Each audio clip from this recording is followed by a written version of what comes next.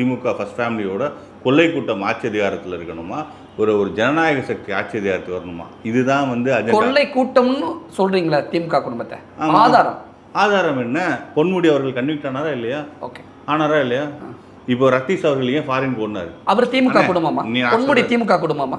ரத்தீஷ் திமுக குடும்பம். அவர் எப்படி எந்த கேஸ்ல கன்விக்ட் ஆனாரு? இல்ல குடும்பம்னு சொல்றீங்க, அதுக்காக கேட்க வரேன். ஏங்க அவங்களுக்கு கட்சியை தான் சொல்றீங்களா? இல்லங்க, பவர் எங்கங்க டெலிகேட் ஆகுது?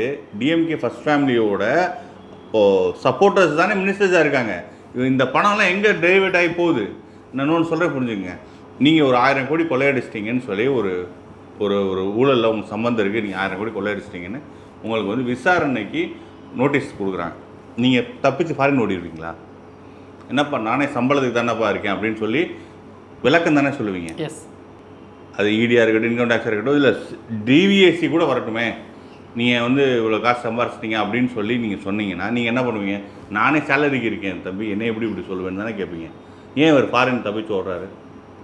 நீங்கள் சொல்கிற மாதிரி இவர் மேலே தப்பு இல்லாதவர் எதுக்கு ஃபாரினுக்கு தப்பித்து ஓடினார்?